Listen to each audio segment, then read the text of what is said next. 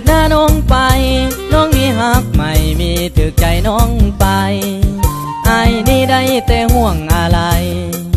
ไอ้นี่ได้แต่ห่วงอะไรน้องมีหักใหม่มีถึกใจน้องไปไปดีซนเถิดหน้ามนคนสาลืมสาหน้าทวงกวางสิไปควงอยู่บ่อนใดไอ้บ่ได้ปล่อยด่าคนดีนางหัดตัดสินใจแล่นไปโอ้ยน้ำสูงน่าอินดูสาวนางลืมสินแม่ยุกพินจิตใจสร้างคอยฝันลืมเสียแล้วความฮักเขาก่อนนั้นความเจ้าฝันของเจ้ามันเกินตัวมัวเมาเสือตกละเมื่อผาดทากลับมาสาน้องลาผู้ไกลบ้านห่างนี่ไอ้อยู่พี่ยังตอนฮับสมัครสาขอแต่นางกลับมาสิแต่งดองกับน้อง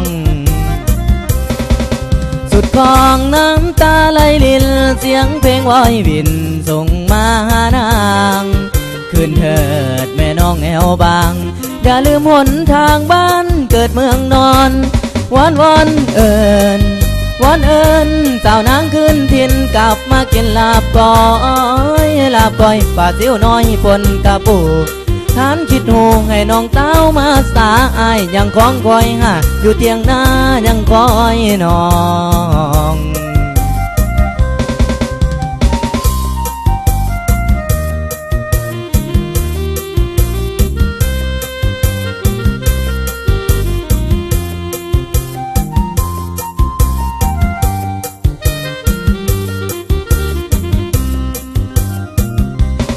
ไปดีซนเถิดหน้ามนคนสาลืมสาหน้าทวงกวางสิไปควงอยู่บ่อนใด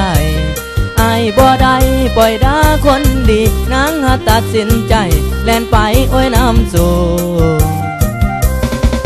น่าอินดูสาวนางลืมสินแม่ยุกพินจิตใจสร้างคอยฝั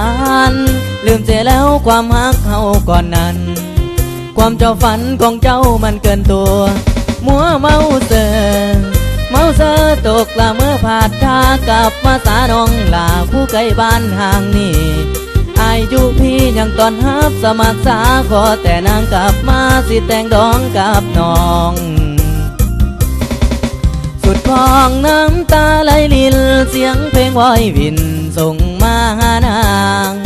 คืนเถิดนวลน้องแอวบางอย่าลืมหนทางบ้านเกิดเมืองนอนวัน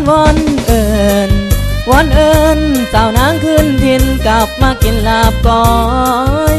อยปลาซิวน้อยปนกระปูการคิดหูให้น้องเต้ามาสาอายยังคล้องคอยหาอยู่เทียงหน้ายังคอยน้อง